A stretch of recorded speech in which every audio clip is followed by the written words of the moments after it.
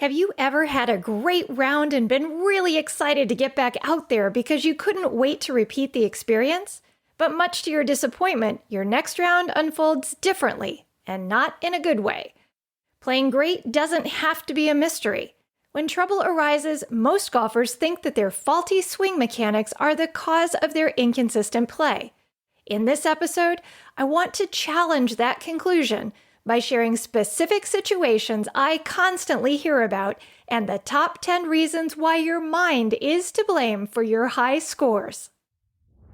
She Talks Birdie is for you, the golf enthusiast, who wants to discover how to play the game you love better, smarter, and more effortlessly. If that sounds like exactly what you need to take your game to the next level, then I'm so glad you stopped by. My name is Dr. Shannon Reese, and in each episode, we'll take a look behind the curtain in your mind to uncover the simple mindset strategies that will help you play great. Thanks for spending some time with me today. Now let's get started. I get comments from golfers all the time about the challenges they're having with their game. I thought it might be helpful to compile a list of the most common ones I hear because you might be struggling with them too, and I'd like to help you with that. These challenges range from issues with inconsistency in focus to getting nervous when playing with others and fear of hitting a bad shot, and they all have a negative impact on golfers' scores. During discussions with golfers of all levels who have shared their big pain points with me over the years, the most common conclusion is that their problems are rooted in their physical game. And it's because of this blanket conclusion that way too many golfers find it terribly difficult to overcome their challenges simply because they're not focused on the thing that actually needs fixing. To save you time, effort, energy, and maybe a little money, I challenge you to open your mind to the real possibility that more time hitting balls, more lessons, better equipment, or more rounds isn't going to fix what's ailing you. Those things are important to focus on under the right circumstances, but have you really considered how much your mind is factoring into your performance? Let's dive into the top 10 reasons why your mind is to blame for your high scores. Grab a piece of paper and something to write with so you can jot down the numbers that correspond with any of the following situations that you're battling in your game. Here we go. Situation number 1. You think that if golf was played on the range, you'd be a scratch golfer. But when you try to take your great swing to the course, it can be very unpredictable. If this situation sounds familiar, the reason why your mind is to blame is because you haven't been building trust in your swing on the range so that you can play with it on the course. I refer to this type of challenge as trying to play with training wheels on your swing. You probably spend time on the range focused solely on improving your mechanics. And while that's a good thing, it can't be the only thing you do. Because if you're always in a training mindset, you won't learn how to play with trust. You'll never learn how to trust your swing if you don't engage regularly in trust-building drills during practice and a trust-building routine during your pre-round warm-up. Working hard to perfect your mechanics can create a bad habit of constantly micromanaging your swing. Think about what happens when your swing feels a little or really off during a round. What's your typical response? My guess is that you immediately try to figure out what's technically wrong with your swing and how to fix it fast. Am I right? That's like trying to give yourself a swing lesson in the middle of a round and is the complete opposite of playing with trust. Besides, when you get uptight about your swing, you can turn something very small into something really big. The more you learn how to embrace the swing you have, the less tension you will experience and the better you'll swing without constantly reminding yourself how to do it right. So if this first situation is something you know all too well, then you need to spend a lot more time building trust in your swing off the course so you can trust it consistently when you're on the course. Situation number 2. You find it difficult to maintain sharp focus for 18 holes, especially when you aren't playing at your best. And when you get wrapped up in the things that aren't working, your round can go from bad to worse. If you found yourself in this situation, the reason why your mind is to blame is because you haven't disciplined it to stay focused on the right parts of your performance. Even at the highest levels of golf, it's impossible for anyone to play a flaw-free round.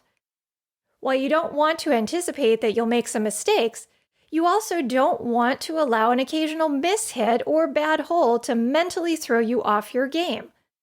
The best way to get great results is to avoid being a passive bystander to your thoughts. You must constantly monitor and direct your mind so that your thoughts are always leading you in the best possible direction.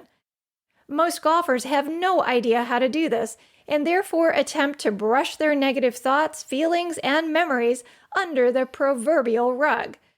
But unresolved thoughts and feelings can compound beneath the surface and bubble up when you least expect or want them to.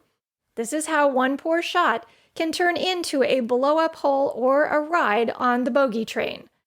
The key is to keep your attention focused on the things that are adding to your game, meaning the things you're doing right. You might be thinking, well, that's impossible when I've just had a blow-up mid-round. That's a sign that I did nothing right. Well, that's simply not true. There's always something valuable you can draw from every experience if you're determined to keep building on success. That's what learning how to be mentally tough is all about. Make an effort to remain more objective while you play so that you can prevent a negativity nosedive that completely destroys your focus.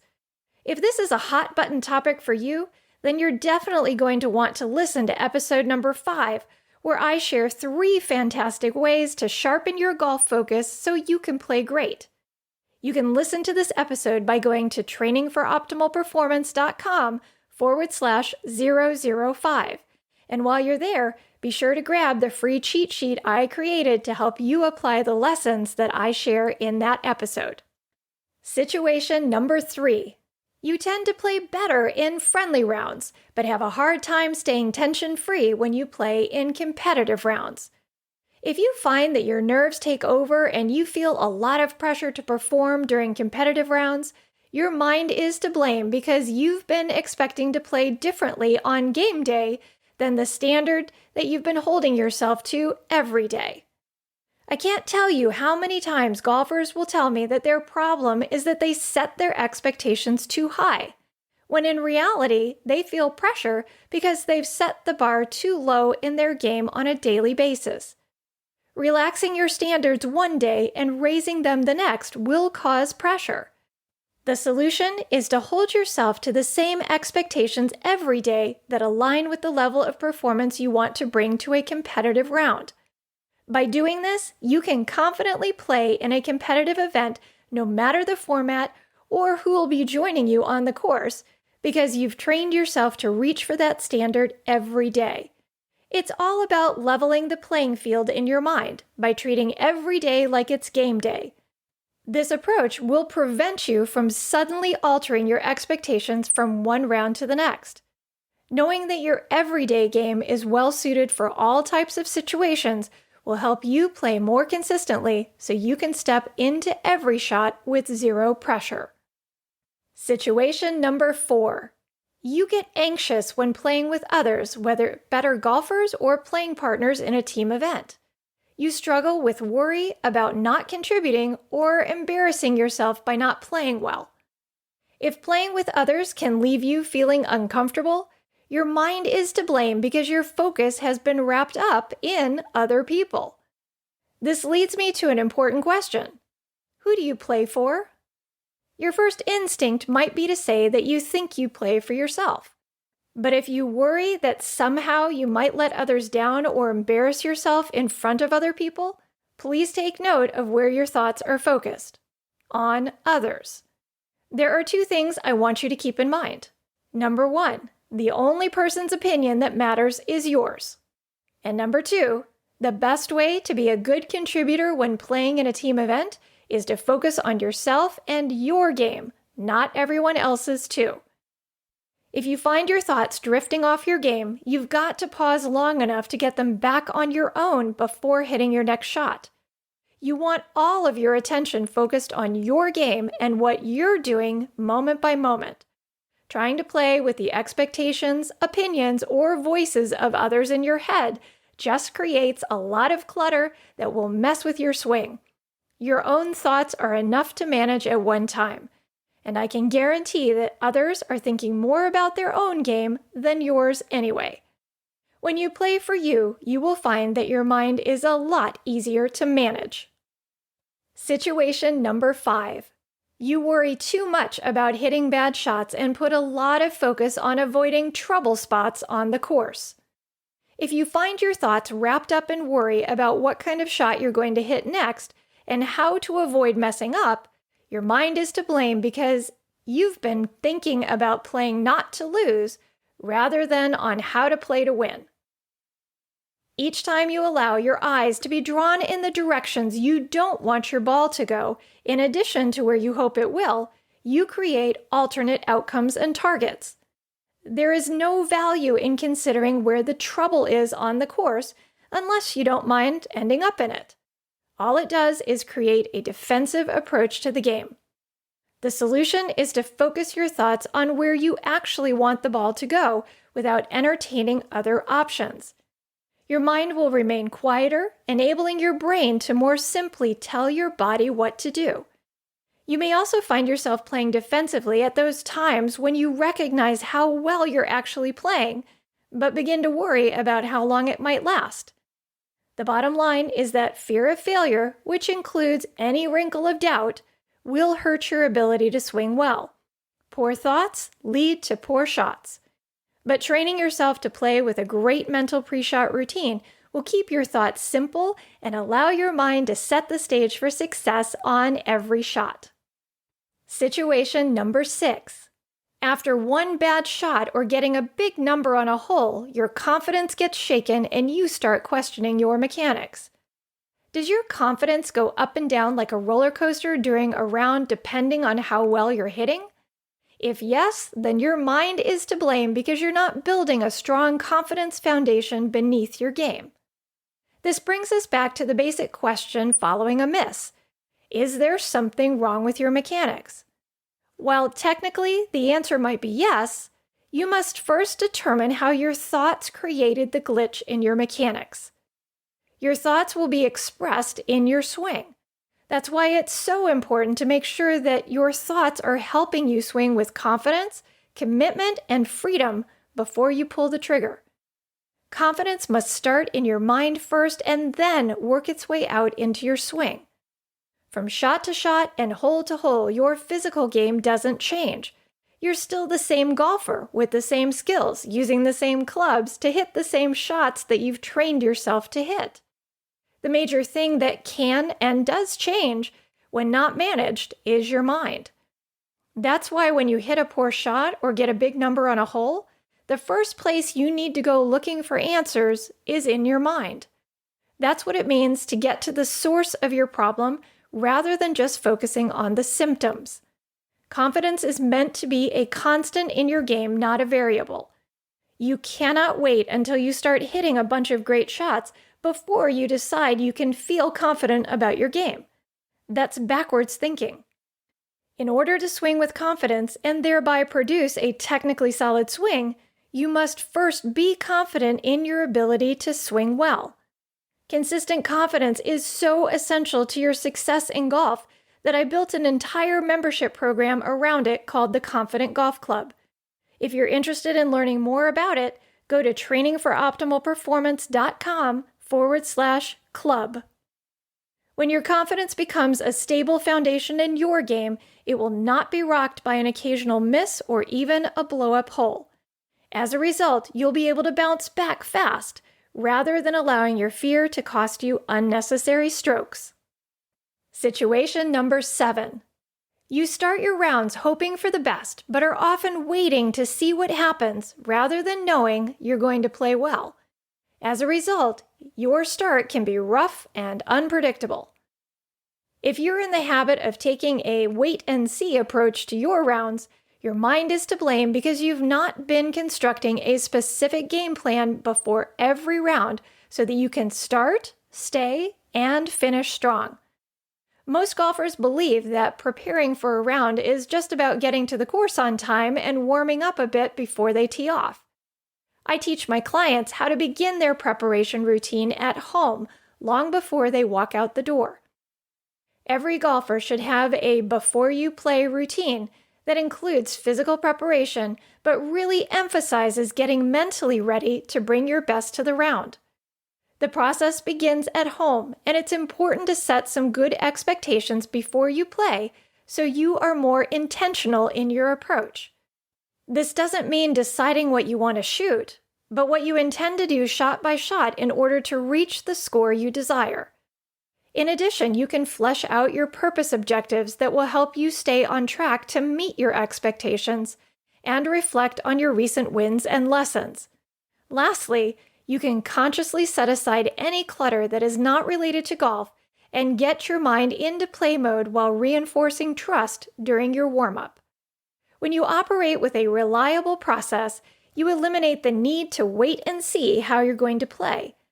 You can be much more proactive in how you prepare to play so that you always bring your A game to the course. Situation number 8. At the end of a tough round, you find it much easier to recall the things that didn't go well rather than the things that did.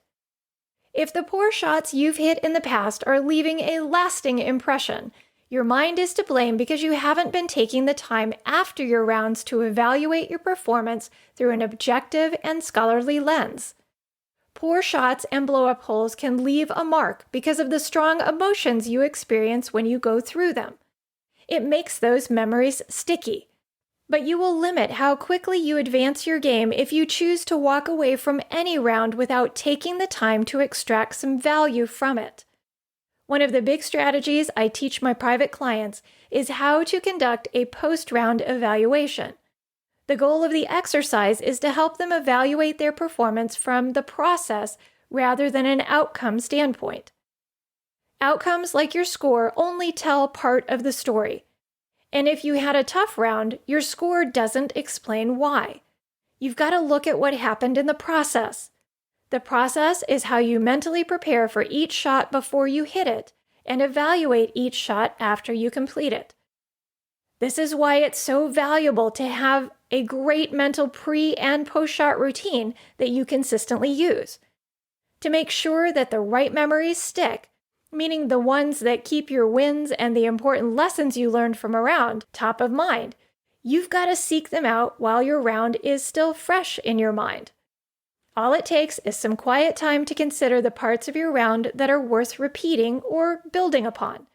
And if you determine that you need to spend some time on the range working out a kink in your swing, it's okay to make that a secondary conclusion to the primary assessment of the process side of your performance. Situation number 9. You struggle to maintain a positive attitude when you feel like the wheels are coming off your game. If you find it difficult to bounce back after a bad shot, your mind is to blame because you're not playing with a consistent post-shot routine. Did you know that what you do after every shot can have more of an impact on your game than what you do before your shots? Your attitude works like a perspective filter. The more positive your attitude, the more clearly you can see your options, shot details that are important to keep in mind, what's working in your bag, and when you need to reset your focus if it's gone astray. A bad attitude develops when you don't take the time to resolve your thoughts and feelings after a shot. When you don't process your reaction to an unexpected or disappointing shot, you can get carryover that will prevent you from bringing your best to the next one. Now, you may not think you have attitude issues just because you don't throw clubs, but just a little bit of negativity can go a long way to damage a round. To maintain a winning attitude, there's one important habit you can develop in your game after every shot that I talk about in episode number 4. This one little habit will help you bounce back easier after a mishit, and you can get all the details by going to trainingforoptimalperformance.com/004. Situation number 10. When a group is pressing from behind or there's a slow player in your group, you tend to feel rushed and distracted. You try to pick up the pace and end up hitting a lot of poor shots. If you believe that speeding up your pace of play is going to make things better, your mind is to blame because you're not seeing the bigger picture. This final situation trips up so many golfers because pace of play is something everyone pays very close attention to, and there's nothing wrong with making sure you stay in position. But to some degree, the solution here ties back to the solution I shared in situation number 4. You've got to commit to play for you. In this case, that means knowing what your good pace of play is and never shortcutting it. There's a temptation to rush when there's a fast group behind you. There's a temptation to abbreviate your routine to try to make up for a slower player in your group. There's a temptation to hurry up and just get a hole over with if you've been invited to play through or you've had some struggles on the hole and you think everyone is waiting on you. While there are temptations, there is never a good reason to rush your process. The consequences aren't worth it unless you don't mind adding shots to your scorecard. Whenever this issue comes up, I always ask people to consider what takes longer. Does it take more time to rush your pace and then hit a poor shot or more that you might have to go hunt for or dig out of a bunker or hit from off the back of the green? Or does it take more time to step away from a shot you're not ready to hit, get your mind back in the game, prepare for the shot with quality, and hit it well? You have to decide which option makes the most sense to you and live with the results you get. I know for a fact that the correct answer is to do whatever it takes to approach every shot with quality in order to prevent quantity. If that sounds good to you, then stick to your pace. Well, that's a wrap. If this episode has helped you identify some ways that your mind is to blame for your high scores and what you can do about it, then mission accomplished. If you'd like a copy of the 10 ways you can use your mind to overcome the common situations golfers struggle with, I've created a downloadable cheat sheet that you can grab by heading over to trainingforoptimalperformance.com/006. And while you're there, leave me a comment and let me know which remedy you know you need to focus on most in your game. I'd love to hear from you. To quickly recap, here are my top 10 reminders for how you can use the power of your mind to overcome the challenging situations I shared in this episode. Number 1, add some trust-building activities to your practice and warm-up. Number 2, pay attention to what's going right in your game. Number 3, treat every day like it's game day. Number 4, play for you. Number 5, focus on where you want the ball to go. Number 6, think confidently so you can swing confidently. Number 7, get your head ready to play with an at-home preparation routine. Number 8, complete every round with a list of wins. Number 9, play with a winning attitude. And number 10, stick to your pace. If you're ready to start training your mind so that it supports great play rather than preventing it, I'd love to invite you to my free private Facebook group where I share even more tips and strategies you can use to play great. In fact, my group is called Play Great Golf, and you can request to join it by going over to playgreatgolfgroup.com. Thanks for tuning in today. If you enjoyed this episode, please consider heading over to iTunes to rate this podcast or leave me a review. It's the best way to support the podcast and enable me to keep providing you with the actionable content you need to play great. And if you haven't subscribed to the She Talks Birdie podcast, what are you waiting for? That'll guarantee you won't miss a single juicy episode. I'll be back soon. Until next time, get out there and play great.